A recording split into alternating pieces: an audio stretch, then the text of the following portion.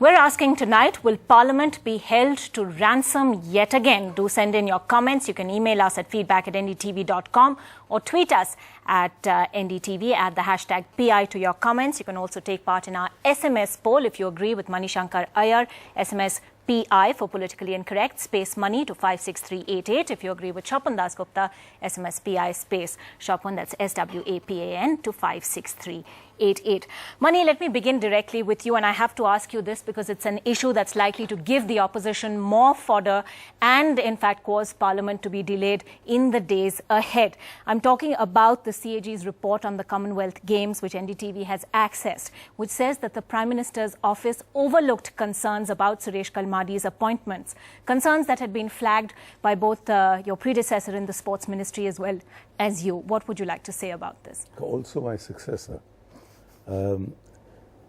I think the government, the Treasury benches, have given the opposition so much ammunition and so many cannons to fire at us that it's only a peculiarly stupid opposition that instead of taking up issue after issue after issue and firing away, not just grape shot, but accurately, is wasting everybody's time disrupting Parliament.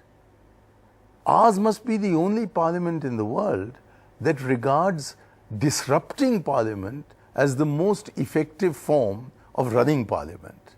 And I don't think our presiding officers are any longer in control of the proceedings because of the reason that is implicit in the question that you've asked. The House is being held to ransom, and is being held to ransom because those who disrupt Parliament immediately go out, as soon as the House is closed, to the bank of TV cameras standing outside and say their piece there, where there is no opposition present. But could I quickly get your response on this particular CAG report on the Commonwealth Games, which actually cites letters that you wrote to the Prime Minister's office and indeed to the Prime Minister himself, where you talked about the need to overhaul the organising committee and also said that, and I quote, it will be impossible to address the excesses of Kalmadi and his cohorts. Did you get any response at the time? You know, this is correspondence of many years ago. And I have not had the opportunity of actually seeing this correspondence, although bits and pieces of it have been quoted to me.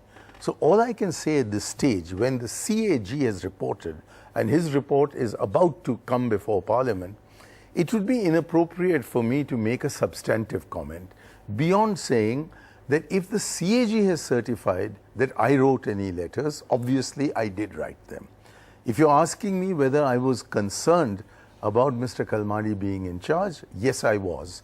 If you're asking me further whether the system of having the Indian Olympics Association chairman run the show was the correct way of doing it, I can only say that I kept bringing to the attention of the authorities concerned that Srimati Indira Gandhi had, for the Asian Games, somehow arranged for the president of the IOA, who was then Raja Bhalendra Singh, to leave the premises, and Sardar Bhuta Singh, as Minister of Sports, was made the chairman of the special organizing committee that organized this. So I had proposed to the Prime Minister that we have an SOC, and I said that since I am not interested in being the chairman of the SOC, it was not that I'm trying to push myself, that he should divide the ministry into one department that dealt exclusively with the games, and whoever is the MOS who's put in charge of that should be the one who chairs the SOC.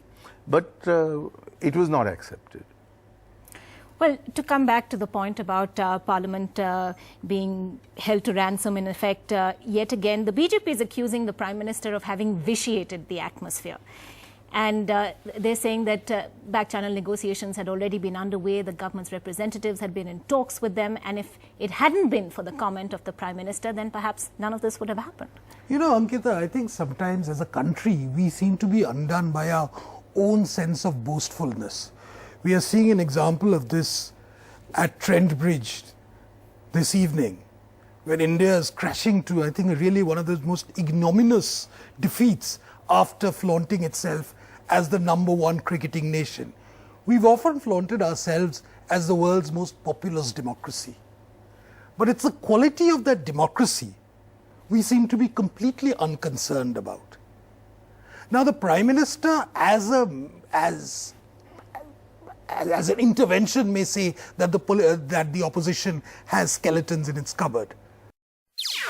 NDTV's cricket app, Android and iPhone, fastest scorecard, special analysis, and much more.